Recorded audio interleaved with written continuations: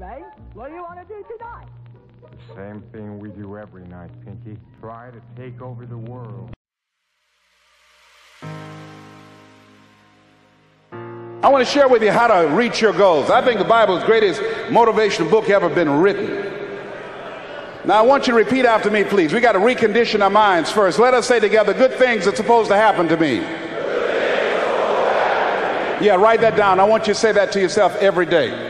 See, we live in a world where we believe that bad things are supposed to happen to us. I remember at a point in my life, Bishop, when things are going good for me, and I said, this is too good to be true. Something is bound to happen. Guess what? It did. Thou shalt decree a thing that shall be established unto you, and shall accomplish that whereunto it has been sent. Watch your words. Watch what you say about yourself, about your affairs. Be conscious of that on a daily basis. Why? Because your words are powerful. In the beginning was the Word. Life and death is in the tongue. Watch what you say. Never say I'm broke. Say I'm overcoming a cash flow problem.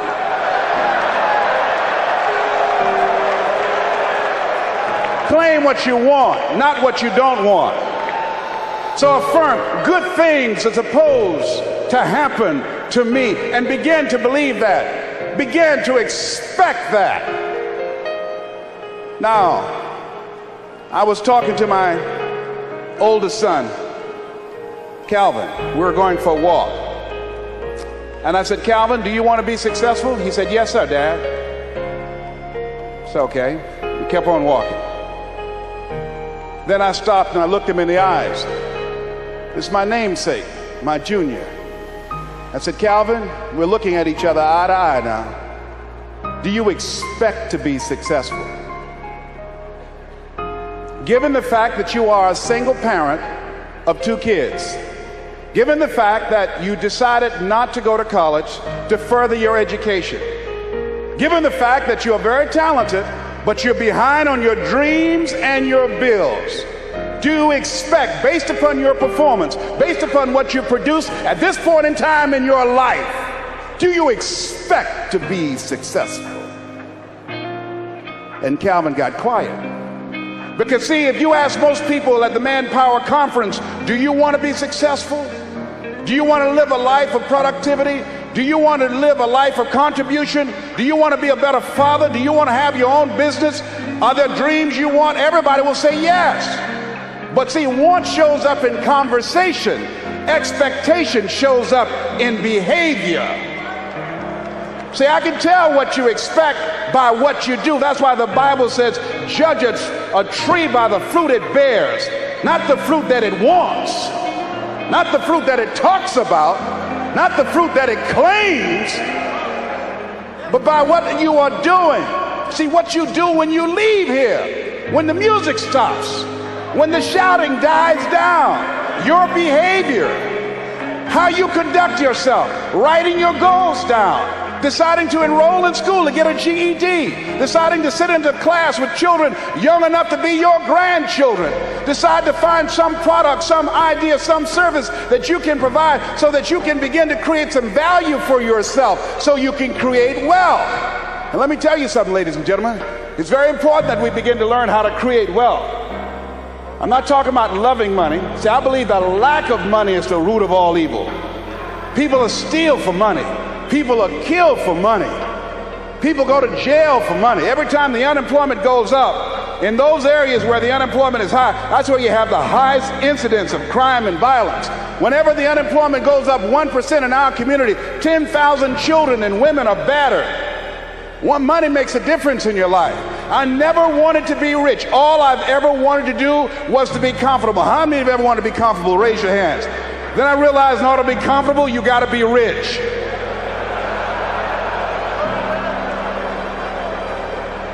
An old friend of mine, Zig Ziglar, said, people say money won't make you happy, but everybody want to find out for themselves. Rita Davenport said money ain't important, but it's right up there with oxygen. And let me tell you something, fellas, even if you're as homeless as I am, if you got some money, women will find something cute on you.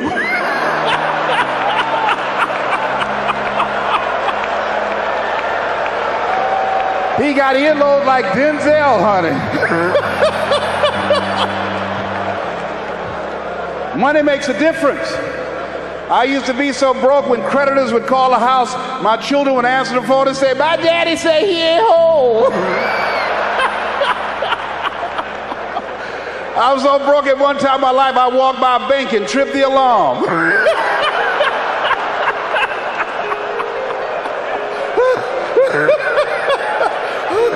I tell you, poverty sucks. You hear me? Repeat after me, please. I'll never be broke again. Yes, write that down. I affirm that I'll never be broke again. Never. Never will I ever be broke again. Let me tell you what money does. Number one, it gives you control over your life. Write that down. Number two, it gives you options. Three, it allows you to live a life of contribution, to contribute to things that you feel strongly about. Like this ministry and the work of Project 2000 will be doing to change the lives of young people. Bishop Jake's vision is if we can have Little League football teams and baseball teams and basketball teams, then we can have Little League dermatologists and cardiologists and endocrinologists. So he's now establishing an institution, Project 2000, to give our young people the methods and the techniques to reinvent themselves as we go into the next millennium. And this era that Peter Drucker calls the era of the 3 C's: accelerated change, overwhelming complexity, and tremendous competition. So here's the first step to accumulating wealth. If you expect to do it, write this down. You must be willing to do the things today others won't do, in order to have the things tomorrow others won't have. That's why the book of life says the road to life is straight and narrow, and few there be that find it, because few there be that are willing to do the things today others won't do, in order to have the things tomorrow others won't have. What are the things that others won't do? Number one, make discipline a major force in your life. How many of you know if you'd have been more disciplined, you'd be further along to reach your goals right now? Socrates said the undisciplined life is an insane life. The road to life is straight and narrow, because few there be that are willing to discipline themselves. Here's something else that most people won't do. Make it okay to fail. A lot of people, 85% of people, allow their fear of failure to outweigh their desire to succeed. Repeat after me, please. Anything that's worth doing is worth doing badly. Yeah, see, anything is worth doing right, as we have been taught, if you know how to do it. But if you don't know how to do it, it's worth doing badly until you get it right. Now write this down. You don't have to be great to get started, but you have to get started to be great. The first time I stood up to speak, I stood up and my mind sat down. I looked at the audience and I panicked. I had to introduce a play at school. We're about to start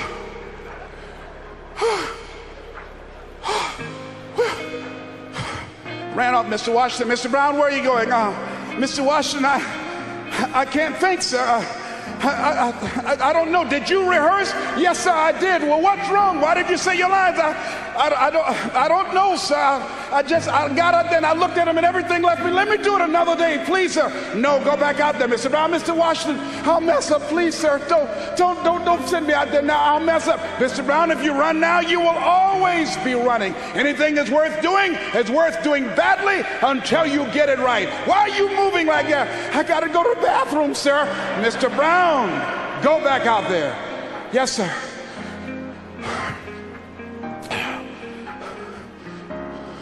We're about to start a play called 12 Angry Men, directed by Mr. Leroy Washington. And I ran off. The next day, hey, Alfalfa! Hey, Les Brown, how are you? They dogged me out. They talked about me so bad. The next time another event came up, Mr. Washington said, Mr. Brown, you're up. I said, no, Mr. Washington. Everybody says, no, not him. I said, they're right, Mr. Washington, not me. He said, Mr. Brown, you are up. Yes, sir. And I went out, and pretty soon, when people laughed at me, it didn't bother me.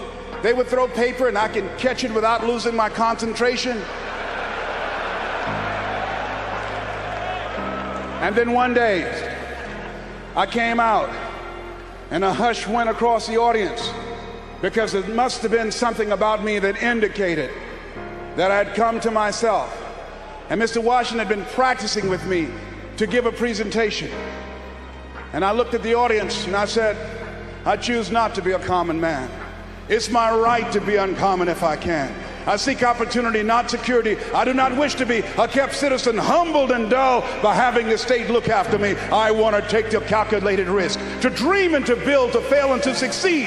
I refuse to live from hand to mouth. I prefer the challenges of life to the guaranteed existence, the thrill of fulfillment to the stale calm of utopia. I will never cower before any master, nor bend to any threat. It's my heritage to stand erect, proud and unafraid, to face the world boldly and say, this I have done. Girl stood up and said, that's my boyfriend, honey. I like me some Les Brown, baby. But I didn't start off like that. You have something special. You have talents and abilities in you that you don't even know. So how do we begin to create wealth? Let me give you some ideas. Number one, write this down, knowledge. What knowledge that you have in this economy, part of what we need, that people are willing to pay you for that. Next is talent. What talent? Dion's talent is playing football. I didn't have that as a talent. My talent is talking. To me, my definition of success is doing what you love to do and find somebody to pay you to do it. You want to master your talent. Find out what it is that you love to do. I love to talk. Scripture is another key that says to us what we need to do to begin to develop ourselves. Luke 12:34, where your treasure is, there will your heart be also. So what do you love to do? And then explore ways in which you can earn a living doing that. Cooking, writing, painting, working with numbers, working with people. The other thing is, not only must you have knowledge, talent, some skill, but the other thing that's important, faith to act on whatever your dream is. See, if you don't believe in yourself, how many people you know that have a lot of talent, a lot of abilities, but they don't believe in themselves? Raise your hands. See, that faith is very important. So the faith to act on those dreams, those desires. Here's scripture that I like very much. Proverbs 16th chapter, 3rd verse. Commit thy works unto the Lord, and thy thoughts shall be established. Commit means to carry into action deliberately. Commit means to make it happen no matter what. Commitment. There's a difference between next time you have bacon and eggs. The chicken was involved. The pig was committed. He had to give it all up. That's going to take a minute to sink in. No, all right? See, when you make a commitment, I'm going to become wealthy. When you make it important, when you decide I'm going to do it no matter what, life changes for you. See, most people don't keep their commitments to their commitments. That's why they lead lives of poverty, lives of misery, lives of unhappiness. Socrates said the uncommitted life isn't worth living. So part of what you must do, whatever commitment, whatever covenant you make with God while you're here, to go back to be a better father, to go back to make a difference in the community, to go back to change your life, to decide not to ever to use drugs or alcohol again, to decide that you're going to begin to recreate yourself, that you're going to be reborn to a new state of consciousness. Whatever commitment that you make, keep your commitment to your commitment. No matter what. If it's hard, then do it hard. But keep your commitment to your commitment.